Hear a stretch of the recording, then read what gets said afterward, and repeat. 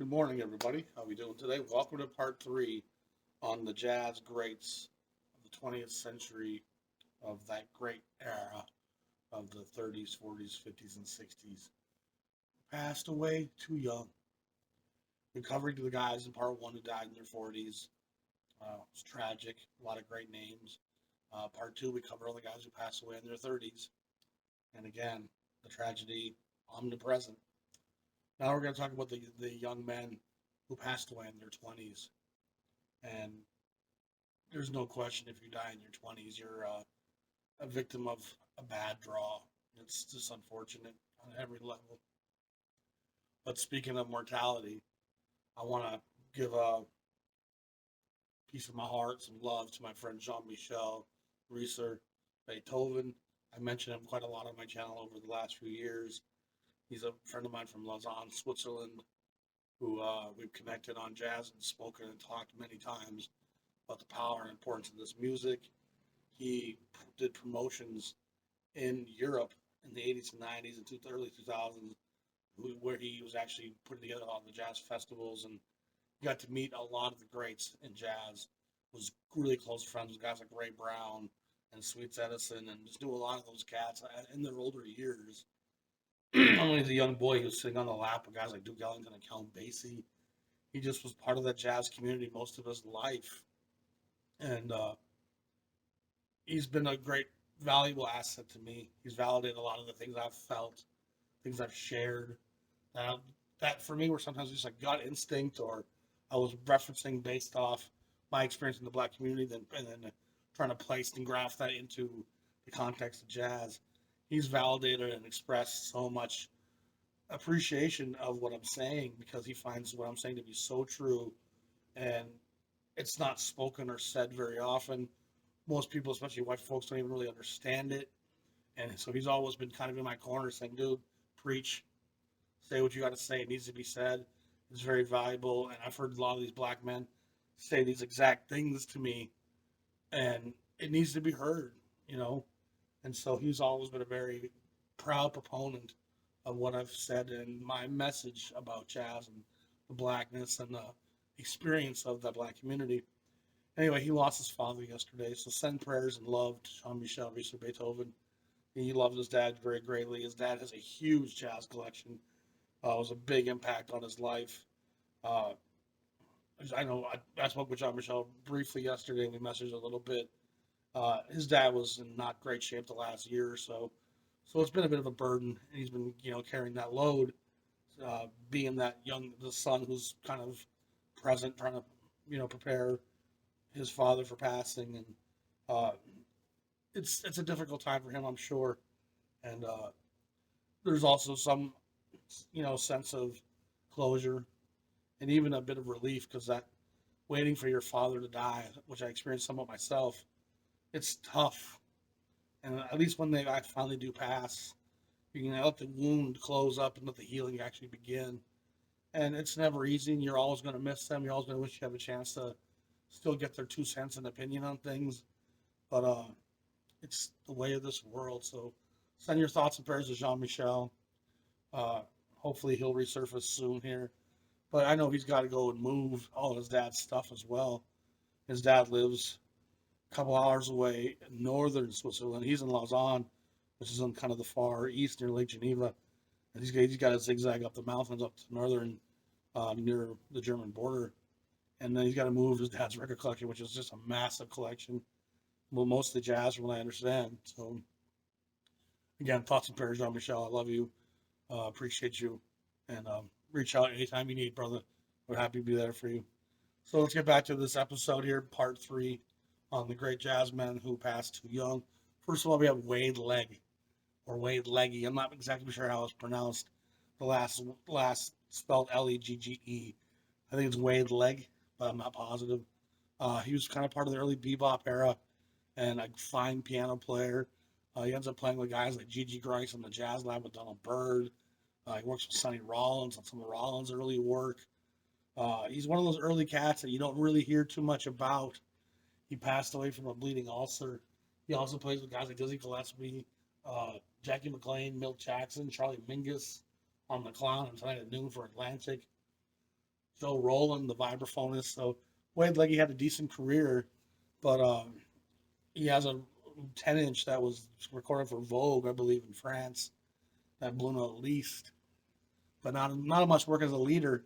But he's certainly an important name that needs to be recognized and remembered. Uh, Next at 29, Hershel Evans, guys from heart disease. And Hershel Evans was a great sax player who played with Basie for a long time. He also played with Lionel Hampton and other guys of that era.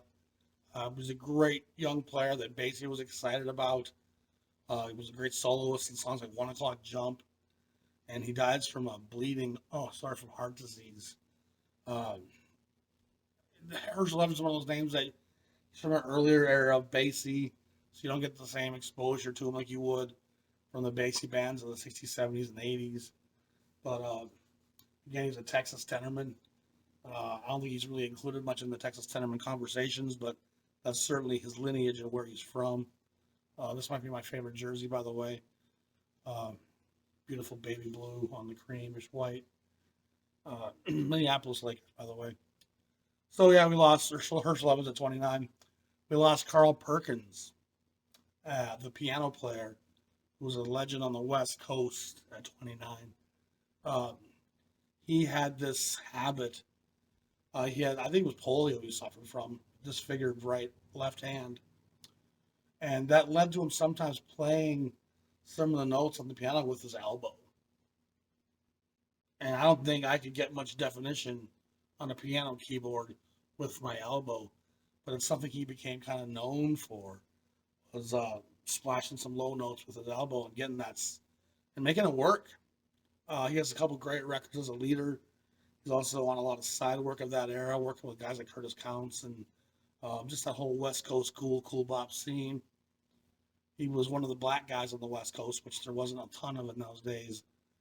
Certainly much more of a white-driven community of musicians. There were some brothers out there, but Chico Hamilton, Buddy Collette, but it was definitely a white scene for the most part. Perkins had a wonderful side to him. It was very informative when he played. It was very expressive, and his record on Specialty is really great. And I've liked everything I've found by Carl Perkins, but again, he passed away at 29, sadly from a drug overdose, and it's just too common a theme, Also, at the age of 29, we lost the great Bubba Miley. And Bubba Miley was one of the most expressive, dynamic players of the early Ellington era. He was a native of South Carolina, found himself working with Ellington fairly early in his life, and he was a dynamic mute plunger player.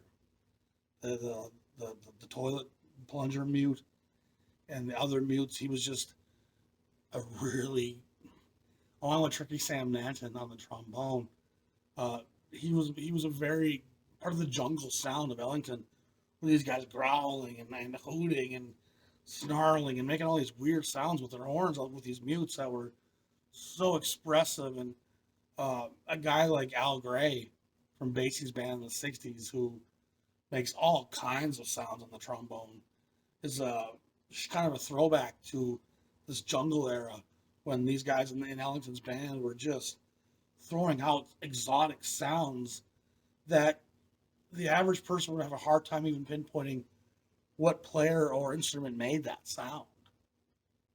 I mean, that's a pretty interesting dynamic when you think about it. Oh, what instrument just made that? And that's what these guys were capable of doing. They were just so inventive, so unfettered by the limitations of an instrument or the dynamics of what an instrument's supposed to be. Guys like Bubba Miley were constantly reinventing. I love coffee. Bubba, again, was a sad passing, one that Ellington took a minute to replace. Of course, Ellington always had the access to the best talent in the black community because he had one of the greatest orchestras that has ever existed in any form. But Ellington was just a guy that had a lot of heart. And I think he really took his passing of his men hard. It seems there was and a lot of his men were very unruly. A lot of his men were drug addicts and alcoholics, and he kind of kept them in line, in part knowing that they needed paychecks and that you can manage people with money to some degree, but it takes a certain deft hand to keep a band of 14, 15 guys together and unified on the road. There's going to be tensions. And a guy like Ellington was so brilliant that he knew that if these two guys were kind of having a little bit of a beef, what a great idea for me to put them in a song together and let them work it out via their instruments and solos. That's how creative Ellington was. There's a lot of that type of detail what Ellington was doing with his band that unless you kind of delve fairly deeply in, if you stay on the surface, you're never going to understand some of the complexity of how Ellington approached and arranged music. Just a true stroke of genius. And again, that's a word I don't like to use very often. But with Ellington, I don't think there's any debate that this man was of a high intellect and was able to express ideas through music, unlike many. There's very few who can do what Ellington was able to do, even how he was able to express ideation through other people in his band. Like, there's not a lot of other band leaders that have quite that touch. Ellington's a special, special part of that story. And Bubba Miley, again, was a voice that was exciting. People would get excited watching him live. And it was a big loss for us at 29. At the age of 28, we lost Bix Beiderbecke. And if I remember, Bix was from Iowa originally. And Bix had a big trouble with the bottle. He was very inspired by Armstrong and New Orleans sounds. And as those guys move up to Chicago, the sound of New Orleans jazz comes to Chicago. Bix was kind of just exciting and chomping at the bit to be part of it. Bix's story is, again, kind of one filled with a somber tragedy. I don't think he ever fit in too well in rural corn country. And, of course, being a white guy in black neighborhoods of Chicago was always a bit of a challenge as well. He plays with the Wolverines for a while, and his soloing is just electric and just a really incredible player that was kind of ahead of the curve, especially for being a white player. He really seemed to grasp what these black men were saying and doing and had a dexterous approach to playing the trumpet that was kind of ahead of his years. The Austin High Gang also kind of comes to mind, that group of white kids from rural Illinois that would make it into Chicago. These guys were just excited to hear this black music, and were able to kind of bring it home with them and reinterpret it through their own instruments, going back in the 20s and 30s. This music has always been a great bridge, and Bix was one of those bridges. And again, he dies at 29 from tuberculosis and alcohol.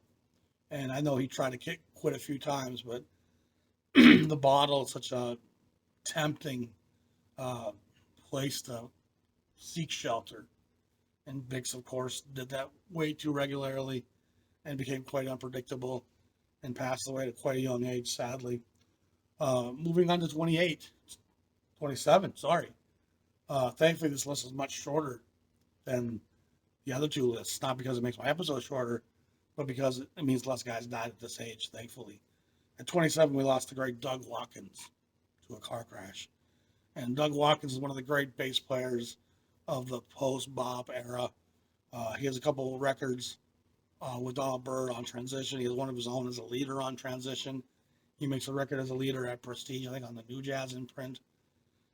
He has quite a prolific side body of work for a guy who dies at the age of 27. He was really a big figure in jazz around the same time as Paul Chambers was. If you didn't have Paul Chambers on your record in 1959, 60, chances are you might have had Doug Watkins, Sam Jones kind of in that mix as well. There was a few other players. And of course, we're talking kind of Blue Note, Riverside, Prestige, that vein of jazz right now.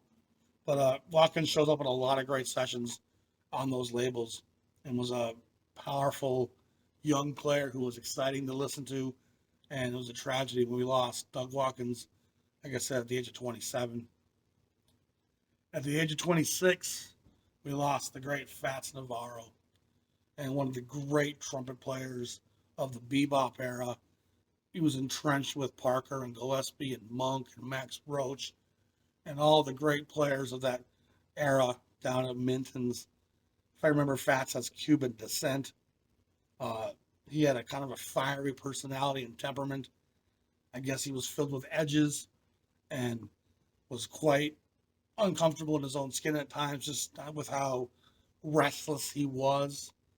And I think heroin kind of straightens him out, kind of gets him focused and finds his center because he was really kind of uh, disjointed as a person in his own self, in his own skin.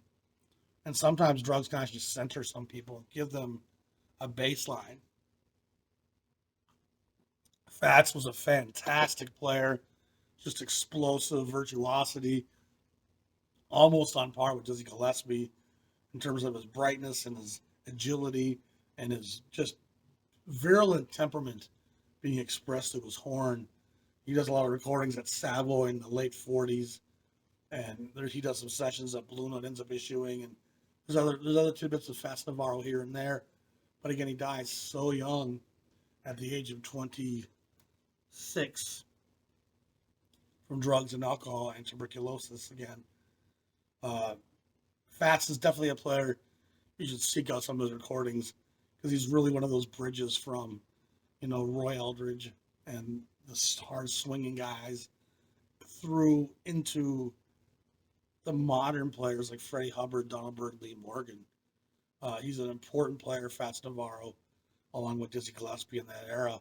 And again, if you really were looking at jazz from the time frame that we're living in 48, 47, Dizzy and Gillespie and a guy like Fats Navarro, these were seen the up and coming voices on the trumpet, not the Miles Davis who became this omnipresent legend in jazz today.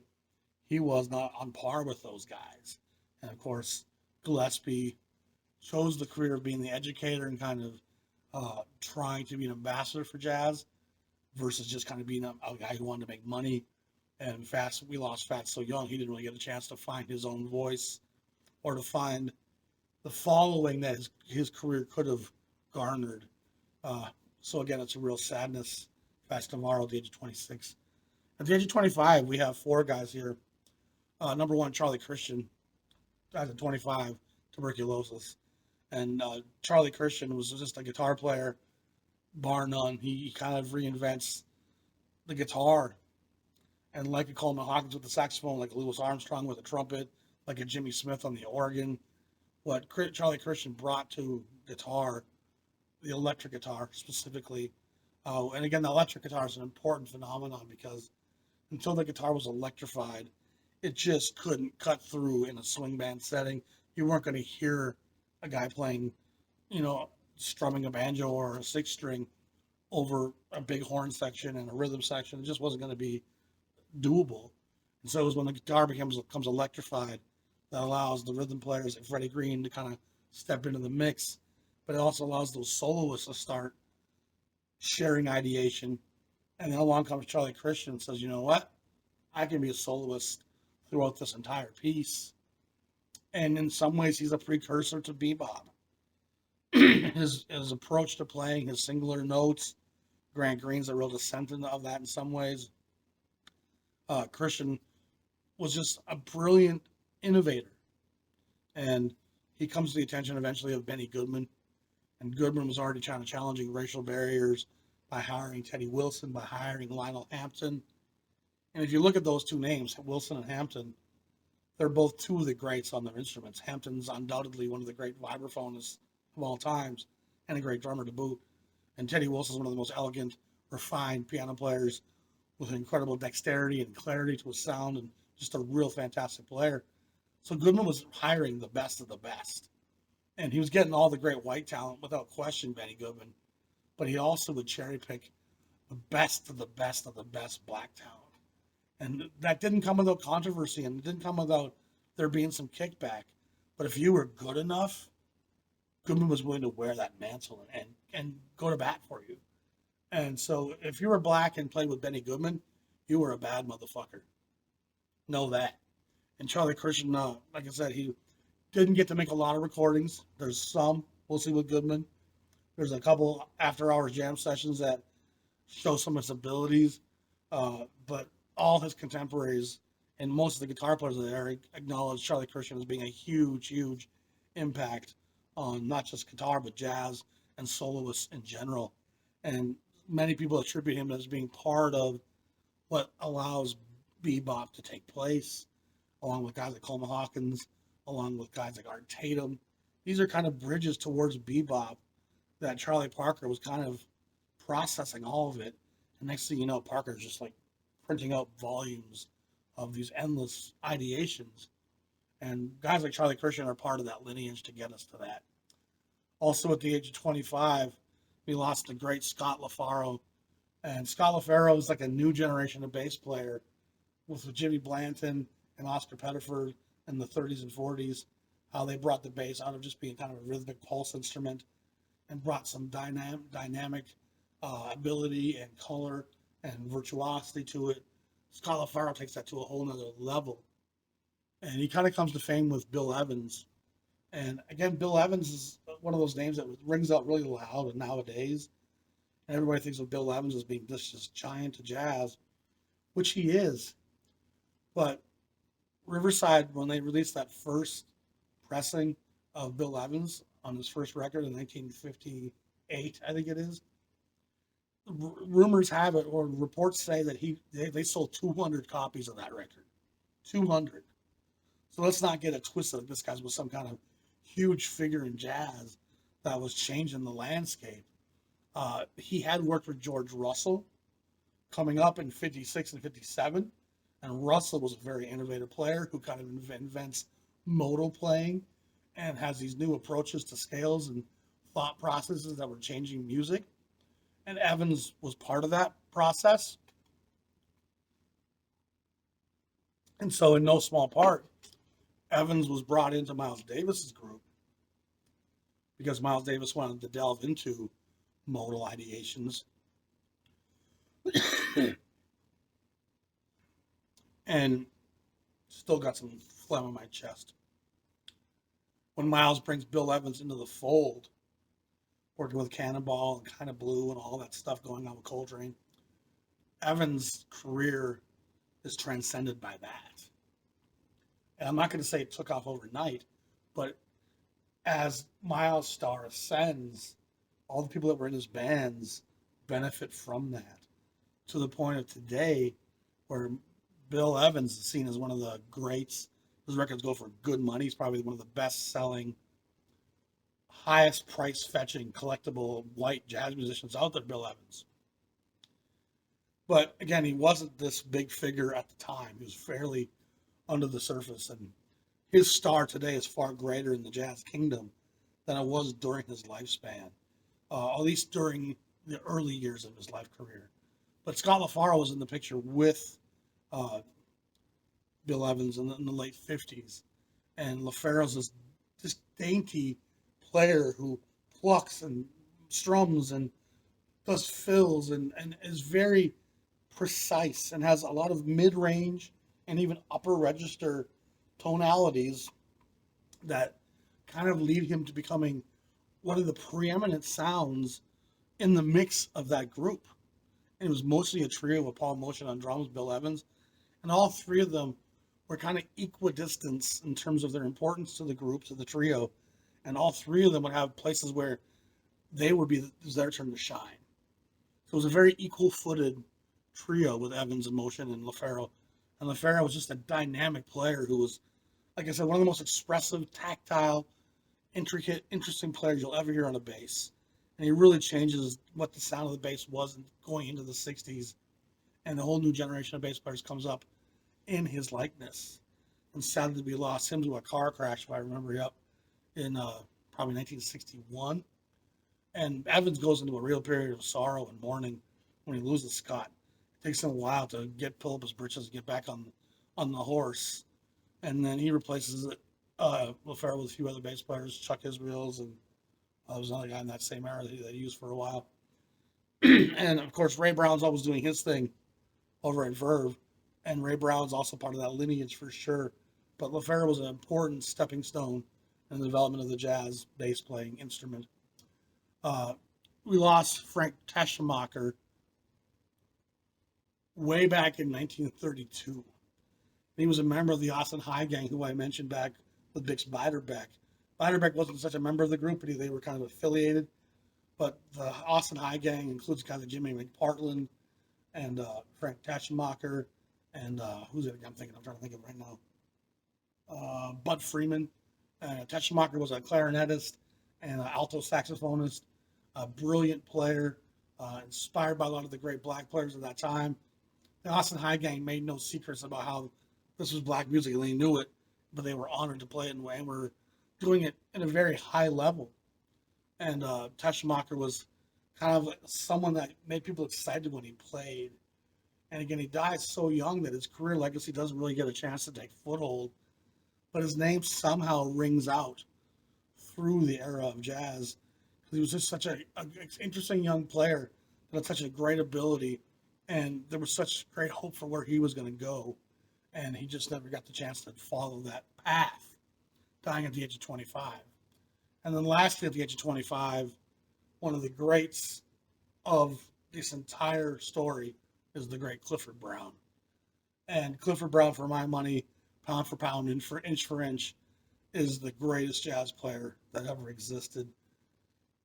His sound embodies everything that's before him. There's Armstrong in his sound. There's Sweets Edison in his sound. There's Parker in his sound. There's Roy Eldridge is in his sound.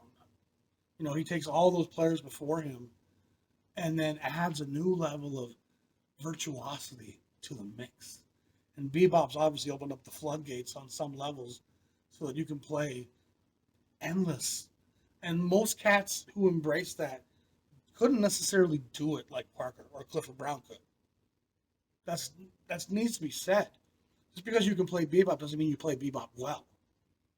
And a lot of guys, if you slow down their bebop soloing, their rhythmic, cleanliness, their melodic pattern, a lot of that stuff is mixed up and lost, and the context slips out because they're so worried about speed and being dexterous that they're forgetting about melody and phrasing and storytelling. So it takes a fine line to balance that. And Clifford Brown is the most amazing player at tempo.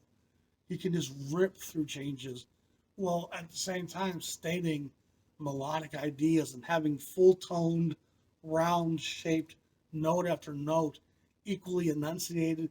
There's no slurring from one to the other. There's no kind of running out of breath, can't finish his phrase. He just has this cleanliness of sound and tone that's really unrivaled in that era. And he has a control over his sound and his tone as well that even Dizzy Gillespie couldn't match. Gillespie can be kind of bright and piercing at times. And Gillespie has a great control, no question. But Clifford's control of his tone, whether at slow tempo playing ballads with strings, whether at the ferocious tempos of bebop, he always had this round shape, melodic, fully sounding phrase that makes each note stand on its own, and they're each important pearls in the necklace. Each note has its own place, and there's such clear undulating patterns of melody and phrasing and rhythm. He's just unrivaled in that department. There's just no one who rips off longer, more beautiful lines that, regardless of tempo, have something to say that make you feel something. He seems to have a joy for life. Clifford was a sober cat for the majority of his career. He didn't smoke, he didn't drink, he didn't do drugs. He was, from most people's point of view, in 53, 54, 55, he was going to be the savior, the next giant in this music. People were hanging their coats on Clifford Brown, saying this is where the music's going to go. And his career was just taking off in the public's eye. But in the jazz landscape's eye, he was already a giant. and every player in the Jazz Kingdom was aware of what Clifford Brown was doing. And in '54, when him and Max Roach put together that great quintet with Harold Land on the tenor, uh, George Morrow on the bass, and Richie Powell on the piano, who was Bud Powell's younger brother. That's one of the great quintets in jazz history. And they reset what jazz is going to be for such a large chunk of what's happening in jazz. Hard bop, in a lot of ways, is a Clifford Brown, Max Roach invention. They're not playing quite the tempos of bebop. They're stating the theme of the melody of the song to kind of give you an example of what song they're playing. They all go off on these long, rhythmic, pulsing solos that are filled with bebop ideas, but are still rooted in the blues and the keys of the song. Hard bop is somewhat codified here by Clifford, Max Roach, and that group. It's just an insane group. And they make 5 or 6 records in a really small window. Of course, Harold Land departs some point in '55, allowing Sonny Rollins to come into the group, and their records together are just outstanding.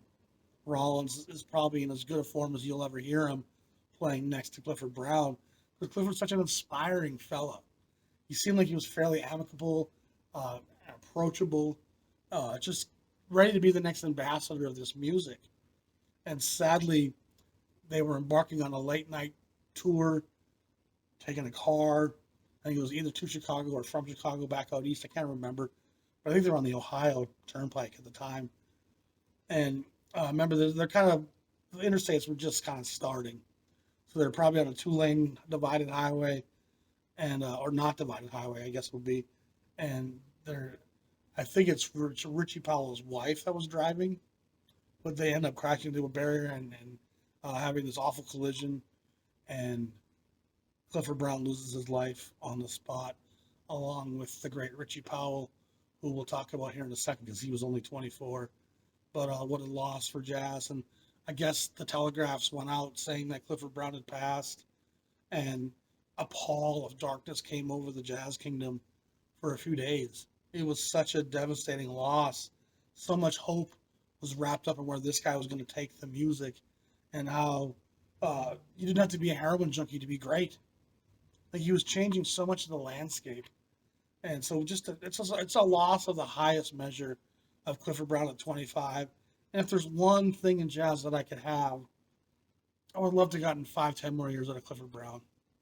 I would have loved to see where he would have been by the late 50s as hard bop's giving way to the avant-garde, as the 60s comes along and the militancy of the civil rights movement happens. Clifford Brown would have been an interesting person to have borne witness to all of that.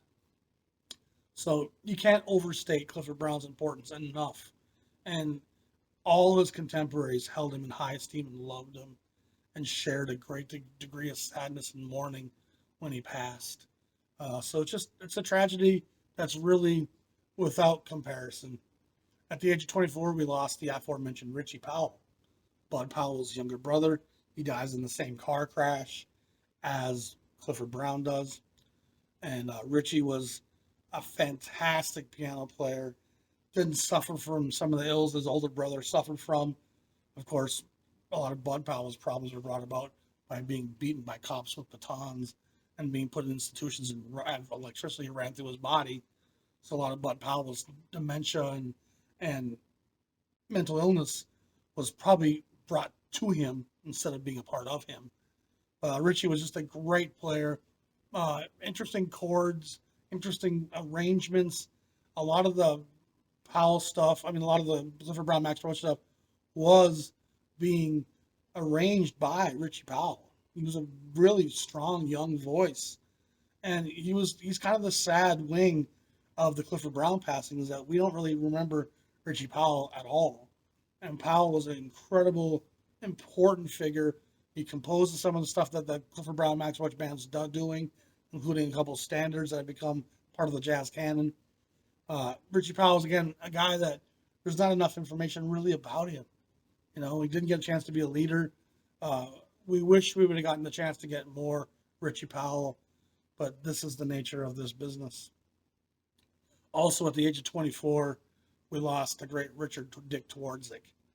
And Richard Dick Twardzik, however you want to say it, was a West Coast phenomenon. I think he was actually from Boston originally. I think he was friends with Serge Chaloff and some of those Catholic Hornets. But Richard Twardzik was an interesting, brilliant piano player. He ends up going on tour with Chet Baker. And Baker, of course, had a bad habit as well as Dick Twardzik did. And they're I think in Italy, but they're somewhere in Europe. And they go back to the hotel room and they find Twardzik passed away dead, overdosed.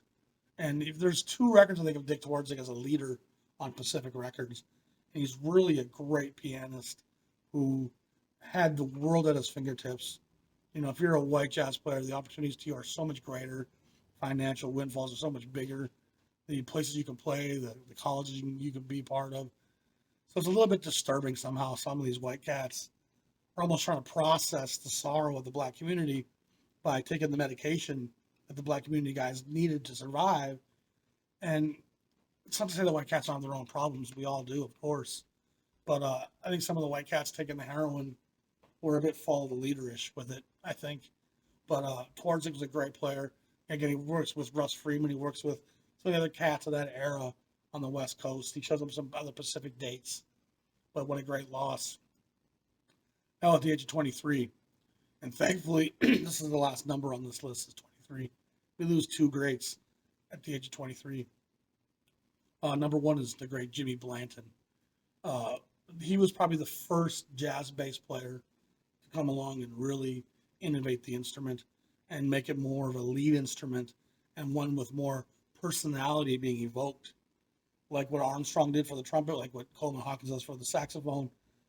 A guy like Jimmy Blanton comes along and says, you know what, this bass, watch me do fun things with it. Watch me make sounds that you never thought it would make.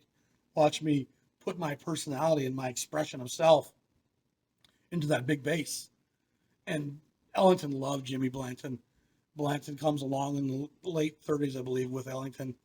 And he's a short window again because he dies at the age of 23. Such a sadness. But Blanton is directly attributed by all the great next generation of bass players. Guys like Ray Brown, guys like Oscar Pettiford. Every one of them, we're going to openly recognize Jimmy Blanton's contribution to the bass. He just changed it. You know, even Scott LaFaro, a couple generations later, it's Jimmy Blanton who's at the roots of that reinvention of the bass, making it an instrument that you could be a composer, an arranger, a writer, or just opens up Pandora's box for being a bass player. And again, we lost Blanton so young, age of 23. I believe it was to tuberculosis. And again, from everything I've read, Ellington took it really hard. Ellington lost a lot of guys over the years, really young. And I guess they're all lucky enough to have been in Ellington's band, because it certainly gives their name a longevity. If you're part of that orchestra for any length of time, it's going to keep your name part of jazz lore, thankfully. But we sure could have used more Jimmy Blanton. And then last on this list, and one of the true understudies to Clifford Brown would have been the great Booker Little. And Booker Little hails from Memphis. He came up to Chicago. He was eventually going to take Clifford Brown's spot in the Max Roach Quintet. And Max Roach tries Kenny Dorham for a little bit, tries somebody else for a minute too, if I remember. But eventually he brings Booker Little in, and they record probably 3 or 4 records together. That's on Emercy. Booker Little was just fantastic. What a dexterous, fiery player. And if you need to put a link between Freddie Hubbard and Clifford Brown, it would be Booker Little. He manages to record 4 records on his own. I think one's on Bethlehem, one's on United Artists, one's on, they're all Time label. They're all kind of on smaller labels, but they're all fantastic. He plays with a lot of his friends from Memphis, Chicago. What a wonderful, dexterous player with an incredible amount of ability and talent and fire and viscosity. Just a danger to the trumpet. And we lost Booker Little to uremia, which is the same thing we lost Art Tatum to. Similar time frame, actually, in terms of passing, even though Tatum was much older at the time. But again, Booker Little's a guy that you should get to know Booker because his work from the early 60s, late 50s is pretty unrivaled. It gives you a little bit of idea where Clifford Brown would have gone, probably late 50s. As the music was changing, the players were all kind of grafting themselves to that landscape. So that sums up this list here of the great jazz players who died too young. And this list is probably the saddest of them all, they all died in the 20s. So appreciate you all. Subscribe to the channel if you haven't. If you want to donate to the channel, help support the channel, you go to my Patreon in the description below. Pledge $5 a month just to help out with my expenses and keeping this channel going. If you want to go to the merchandise store, there's some great Jazz Shepherd merchandise in there. If not, just subscribe and stay in touch with the jazz stories of this era, because this is where the heart and soul of jazz lies. This is when jazz was the cutting edge. It was the mouthpiece for a people finding freedom, and it gives it this tangible, powerful magnetism that has the power to transcend and move you. It's important, it's powerful. It's not just music and notes. It's an art that speaks on freedom and it's empowering. And if you understand the history and the complexity of that dynamic, it gives you the freedom to say, you know what, today I want to improvise in my life a little bit and overcome my struggle. And I might not pick up a horn to do it, but I'm going to find my way to be jazzy today. So you all be safe. Again, my name is Dan, the Jazz Shepherd. I appreciate you all. Talk to you all soon. Peace.